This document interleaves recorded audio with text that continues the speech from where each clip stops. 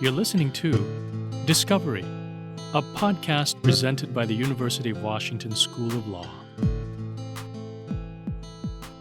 Welcome to Discovery, a podcast where we explore today's biggest legal topics with distinguished guests and experts from around the globe. I'm John Blumster, and today we're speaking with Orly Lobel, Warren Distinguished Professor of Law at the University of San Diego School of Law. Professor Lobel is an award-winning author, renowned scholar, and a prolific speaker who has appeared all over the world and whose most recent book, You Don't Own Me, How Mattel v. MGA Entertainment Exposed Barbie's Dark Side, was a national bestseller. A distinguished expert in labor and employment law, Professor Lobel recently joined UW Law for a special Law in the Time of COVID-19 panel on the pandemic's impacts on gig economy workers, and it's a topic that we are going to unpack today, so we are excited to get into it. Orly, thank you very much for taking the time. Thank you for having me. So before we get into COVID-19, we'll just set the stage with a couple terms. What is the gig economy and what types of jobs fall under this umbrella?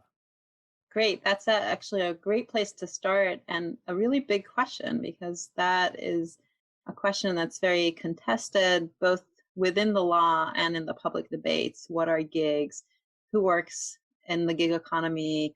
How big it is, and do workers really want to be gig workers? All of those questions are subject to a lot of controversy and class actions and regulation and a lot of coverage by the media right now. So the most basic definition is that we think about gig workers as what they are not. So they are not employees. They are not full-time workers with one stable employer, even though, as we'll talk about, even that concept of a stable employer is very much in flux for everybody during this crisis. But employees are kind of more the traditional workers as defined by laws, and they're covered by all the laws that we have under employment and labor regulation. Versus gig workers are, sometimes we call them freelancers or independent contractors, the self-employed. So these are people in a lot of different industries. They can range from delivery and ride sharing, or like Uber workers, to freelancers who do things online like web design or programming, or even architects that just take gigs and don't have like an office, a firm, or work for one corporation.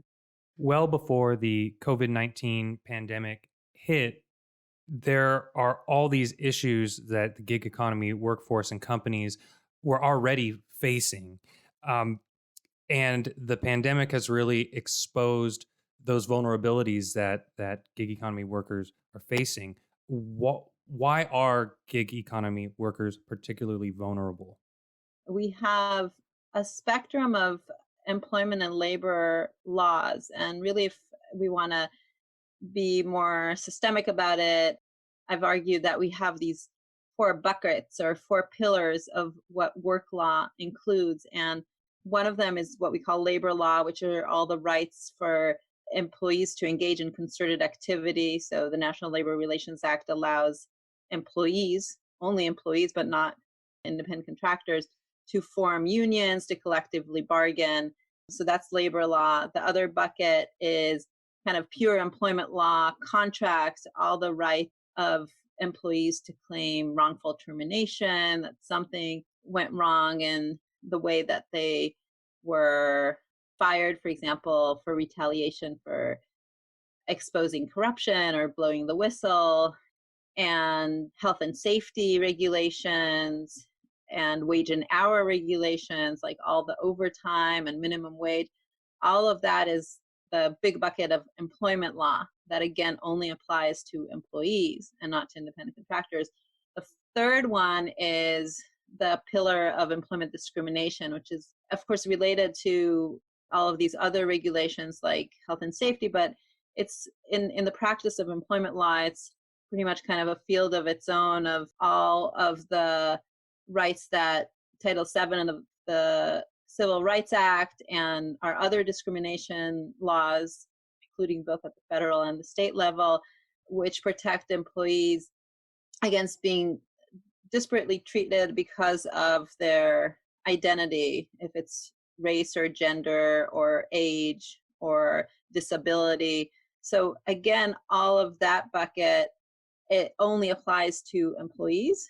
And then the fourth one, again, very important to our, for our discussion right now, but always, is the whole world of benefits. So medical and sick leave, unemployment insurance, worker compensation. But the way that we've structured all of them is that they only apply to somebody who's classified as an employee and not to gig workers, if they're classified, and they are, by these digital platforms, by these apps, or by any other company that uses their labor as independent contractors. So that, bringing it to our current situation with mass hiring that has occurred with delivery people, for example, with Instacart. During the pandemic, jumped from pretty small workforce, already quite significant before the pandemic, to the latest I've seen is they hired 500,000 delivery people. So we're talking about huge numbers of people who are working for a company, and sometimes they're working full time, and definitely they're working in very difficult conditions right now and risky circumstances. And all of these rights that I just described, for example, the right to a healthy and safe environment that's provided by the Occupational Safety and Health Act, or the right to sick leave that's provided by the Family Medical Leave Act, all of those have been applied to employees. And if these gig workers are not classified as employees, they're left bare with no protection. And they're working more, which thereby puts them at a higher risk, right? They're on the front lines, they're interacting with people where, others who are more classified as employees or in different kinds of jobs, are working from home. How does a company square that, where it's, we know that these people are working to provide and they're on the front lines, but we still don't have an obligation to offer them basic protection and medical coverage? Immediately when the pandemic started, companies like Instacart and Lyft and DoorDash and Uber announced that they're sort of voluntarily, because they're not under obligation of the law, said that they will be granting 2 weeks of sick leave, but it was very limited and still very limited. It would only extend to a gig worker that actually had proof of contracting COVID-19. So it would not be for having been exposed or having some higher risk, pre-existing conditions. So that's one thing. So I don't want to call it PR because it was a good step forward, but there was this effort to show that you don't need to classify us as employers. We are going to do some things that will provide at least some protection. And then on the kind of policy front, there is a very strong argument that a lot of gig workers are quite happy being gig workers, and there are also advantages. There is a lot of flexibility of managing one's own hours, controlling one's career, not being obligated to turn on the app at any given day or week even, being able to work in parallel with many different apps. So normally if you're an employee, you can't, while you're employed by one company, work for a direct competitor. That's just not even, you don't even have to sign a contract about that or, promise not to do it. It's just part of the duty of loyalty that every employee has inherent in their classification. Whereas if you're a freelancer, it's very much accepted that you have the Uber and Lyft and DoorDash and Instacart apps all on your phone and you turn them on when you want. And I do think that there is compelling evidence that a lot of gig workers are quite satisfied in having all of these different opportunities, having kind of competition over their time with different apps, and they make what they feel is a more significant livelihood than if they were employed by Walmart as employees, like very low level, badly treated Walmart employees that also don't have that many rights and can be fired at any time. So that's been very significant for the platform companies to get that message out and to produce data to that effect.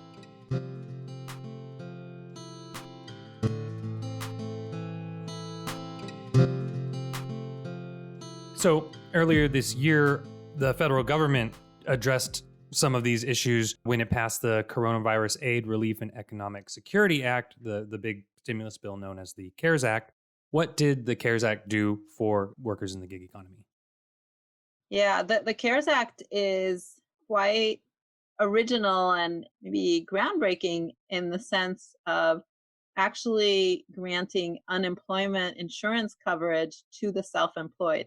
Self-employed being these freelancers also, and the gig workers, whatever you call them, anybody who's not an actual classified employee. This is really the first time in American history that we have provided a federal program, insurance program for unemployment that covers the self-employed. A big part of the labor market are workers who are not classified as employees. And the pandemic brought mass layoffs, of course, of regular employees, but also of these gig workers and the self-employed, like the small business owners, the platform workers or the gardener who has a small business that goes from home to home, or a small cleaning business, or whatever, wherever you find different industries. So the purpose of the CARES Act is to provide more than the usual unemployment insurance that's provided under state law, plus cover all of these categories of workers and self-employed people in the market that have suffered economic loss and are unable to be of service really and to use their talents and labor during the pandemic. And it should be noted that these measures are temporary, right? So where are the opportunities to go a step farther? Right. So I think they only last until June at the moment. And that's exactly the right question to ask, the path forward. I think what we're seeing is that the pandemic really is exposing the vulnerabilities that were already in the market. Because we have many different kinds of paths in the way that people manage their careers these days, there really shouldn't be an insistence on this black and white employee, non-employee classification for the purposes of benefits like unemployment insurance, but also for sick leave and health and safety. So I see the CARES Act as doing what I've actually argued in my scholarship for a long time now. I have several articles about this where I sort of call it the Lobel four-step program. One is, I think that we should be simplifying the test of who is an employee, the classification test, employee versus non-employee. And it really should be something that's more certain, more predictable, not these 20-factor multi-weighted tests that have been with us for a long time and have been bringing about so much litigation and uncertainty in really every industry that we have so many class actions.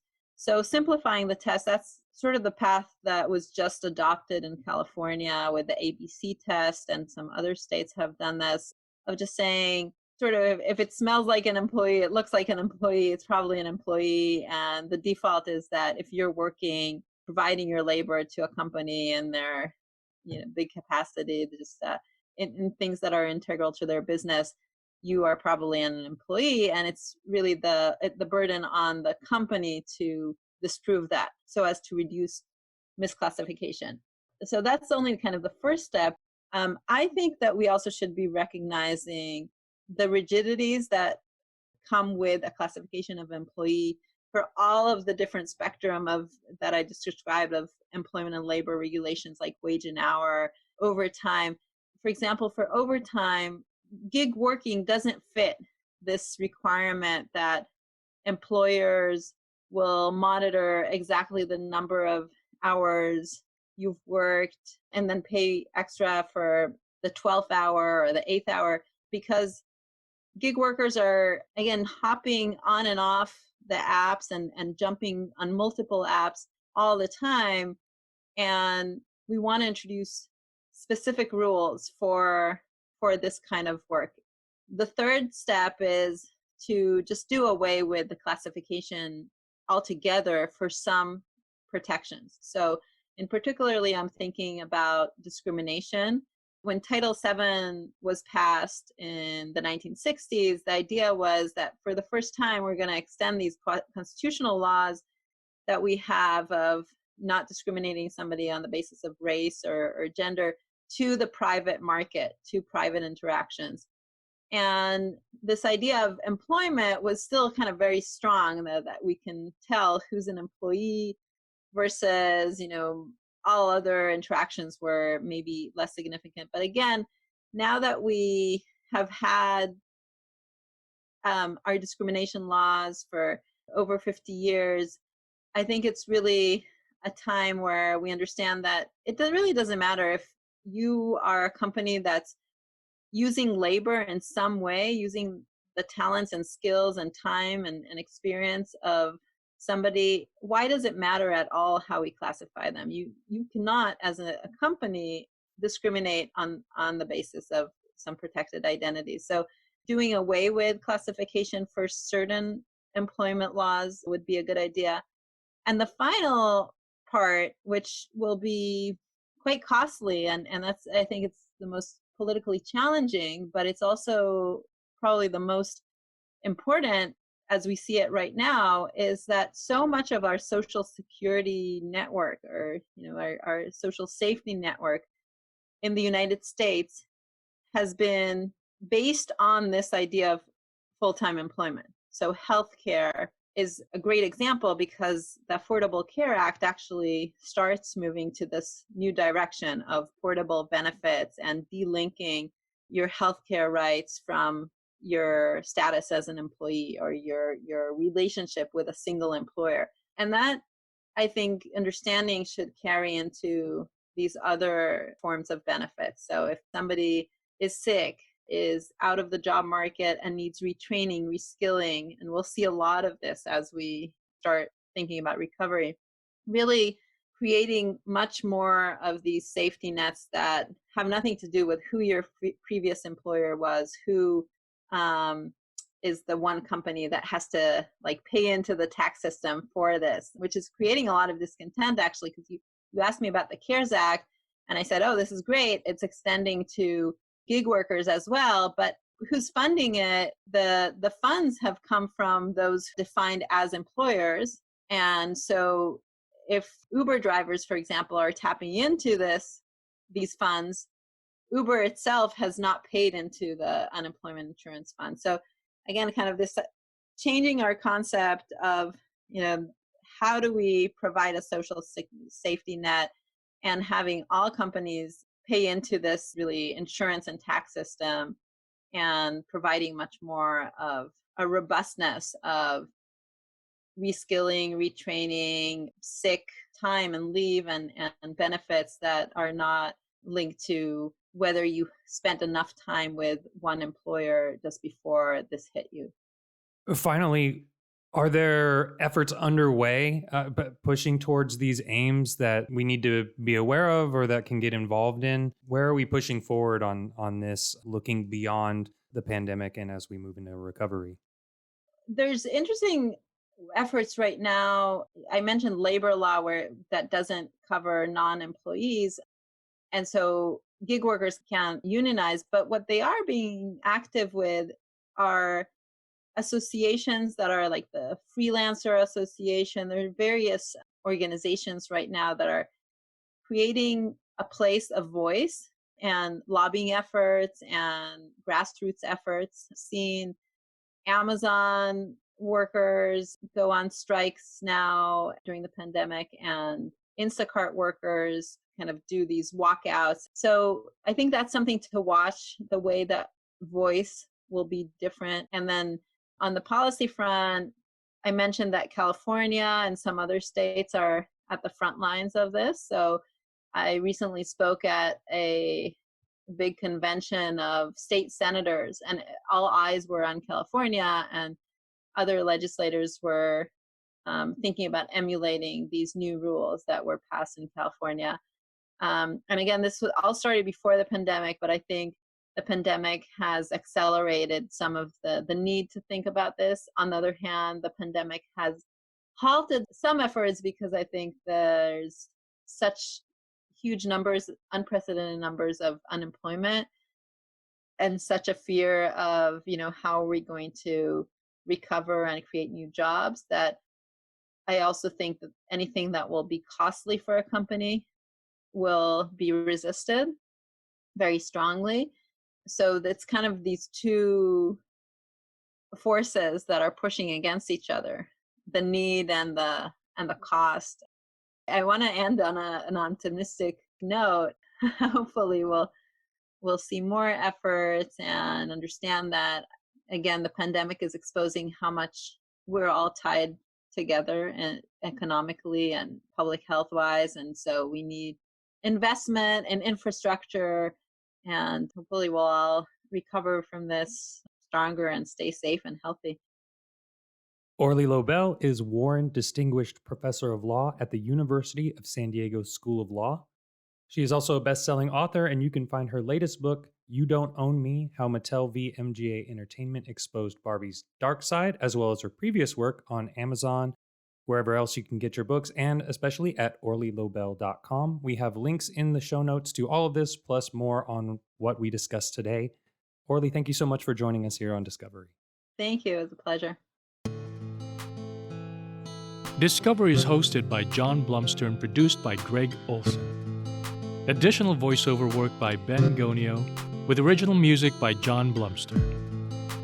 Discovery is recorded in William H. Gates Hall at the University of Washington School of Law in Seattle, with the support of Mario L. Barnes, the Tony Rempe team. For more, visit law.uw.edu.